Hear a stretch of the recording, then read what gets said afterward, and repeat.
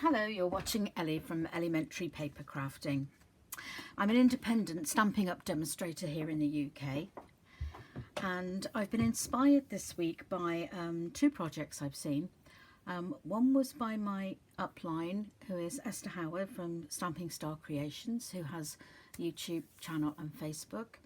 And also I found something on Pinterest which was by Eileen Godwin from Lavinia Stamps. So these two items have inspired me to kind of like do my own spin on a combination of the two, really. So this is the this was my what do you call it, my prototype, I suppose, just to get me an idea of how I was going to achieve it. So anyway, that's a clue as to what I'm heading for. So let me get started and show you what I've done in preparation. So I've made myself a template from this just old cardstock, and I just made this with my Cameo cutting machine. You can use whatever you've got. Anything with geometric shapes would be good. Any stencil you've got with geometric shapes, irregular. Or perhaps you could use your dies to cut out different squares and rectangles. I'm sure you'll find something out there that you can use. Now I'm going to use some stamping pads and some blending brushes. Now I've got a couple of stamping spots, Pool Party and So Saffron, and Blushing Bride, all from Stampin' Up.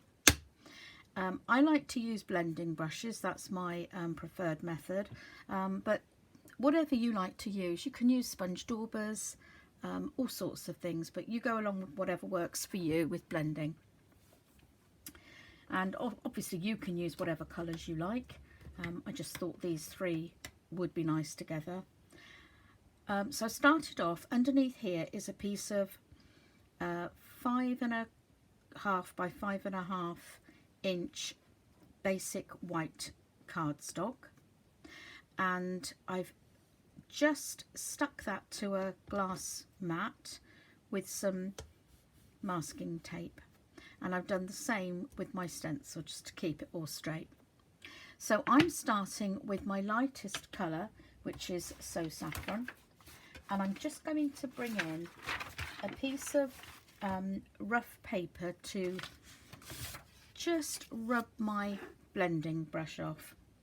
So I'm going to start with the So Saffron, and what I want to achieve here, I don't actually want colour all over. I just want it in the centre, really. So I'm loading up my brush with a good lot of colour and just taking the top bit off. Now I'm just gonna, normally you come in from the edge of your stencil and blend in, but I don't want a hard line around the outside, so I'm going to gently start from the outside towards, sorry, from the inside and go towards the borders of my stencils, sort of like that. Hopefully this will give me the right effect. This one I actually came in and I've got that hard line, and I didn't want that. So let's just try again.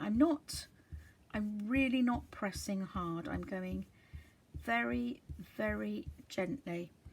I don't want a lot of colour. I just want little hints of colour. So there we go.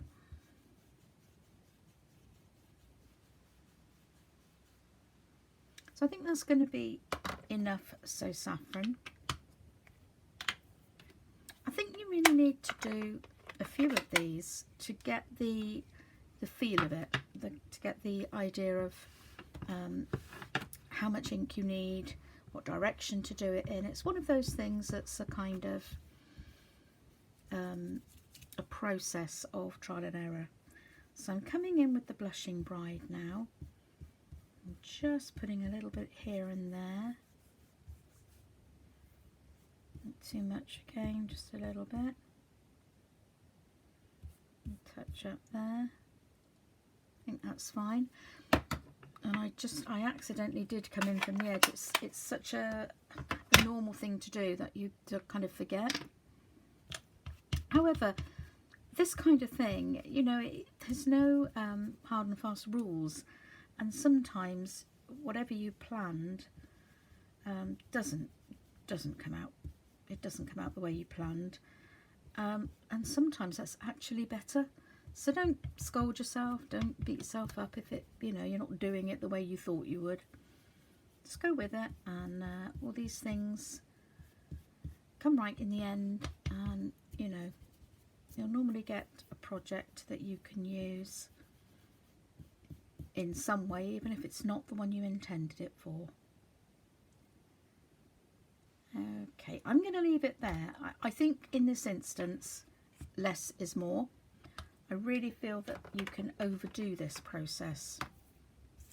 So let's do the great reveal and see what we've got. Just take this masking tape off. Incidentally, with masking tape, I generally use post-it notes and things, but kind of not a bit low on them. So I found my masking tape, but some of you may have the same problem as me. It's sometimes a bit too strong and it tears your card when you peel it off. So what I do is I just, when I peel it off of the roll, I use it on my skin or my clothing, and that takes off a lot of the stickiness so that it's just tacky and it's not too strong to tear your cardstock. Okay, so that's the stencil, and I'm really pleased with this. It's come out a nice pale background. I didn't want it overpowering. As you can see, that one, the difference is, I can see a big difference between the two. The lines are still there, but they're not as harsh. I didn't go over them as much, and I didn't lay down as much colour, and I'm really happy with this one. So then you can choose any stamp you like. I wanted one that had some, not a lot of, what's the word I'm looking for? Not a lot of solid space, solid stamping images. Wanted something that was a bit more of an outline. And that's why I chose the Etched in Nature stamp set. Just looking for the case for you. It looks all nice and tidy on my desk, doesn't it? But believe me, the bits you can't see are not like that at all. Oh, what have I done with it? Now, I had it right here before I tied it up, and it's been buried under something. Okay, so it's called Etched in Nature, and it's one of our new stamp sets in the new catalogue. So I'm really sorry, but it has disappeared. Oh, I put it, now look, that's me all over. I'm so organised, I get on my own nerves. I put it back on the shelf in its place. So that's the stamp set. Now I'm going to use my Stamparatus for the next part, the actual stamping, because I want to stamp this in black, and some of you may find that when you stamp in black, you need to stamp it 3 or 4 times to get a really good impression. And I think this is a kind of silhouette card which needs that to be bold. Now I don't want it to be right in the middle of my card. I did a smaller card last time, which was a rectangular shape like this one, and I wanted it, it was off to the side, but obviously the different shaped card and the different size means I need to just move my stamp. So I'm cleaning it off to make sure I don't get any ink where I don't want it, and I'm going to have it off to the side. So if you've not used the Stamparatus or any other stamping platform, you just place your stamp down where you want it. Now I'm actually going to have it to this side. You close your door, press down, and the stamp will stick to the door. Okay, and then you ink it up and it will stamp down. And the beauty of this is, because you're anchoring your cardstock and the stamp's there, you can stamp it as many times as you want and it would always stamp in the same place. So I've just got a little bit of something on that, so I'm going to just get rid of that. I'm using the basic black archival stamping pad. And a little tip here, if you're using a stamping positioner from Stampin' Up, if you place the case of your stamps underneath this, it's exactly the same width as the hinge section, so it gives you a good solid base to ink up your stamp. So push that down, give it a little CPR,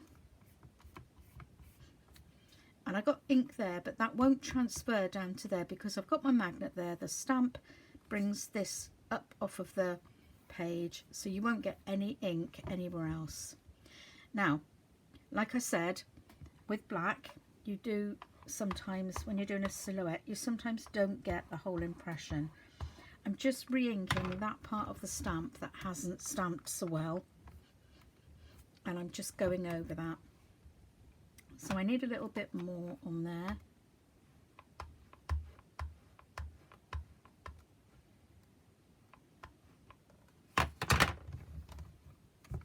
And I'm just pressing down really hard on that part of the stamp. Okay, so I'm going to go over it and give it a good inking all over. And then I'm going to try standing up. Sometimes if you stand up and press it, you get a better impression. Yeah, that's better. So let's take that out. I'm just going to pop that in because I don't want that ink to transfer onto the base of my Stamparatus. Pop that back on my shelf. So that's what I've ended up with, which I think is really cool. And I'm just going to bring in my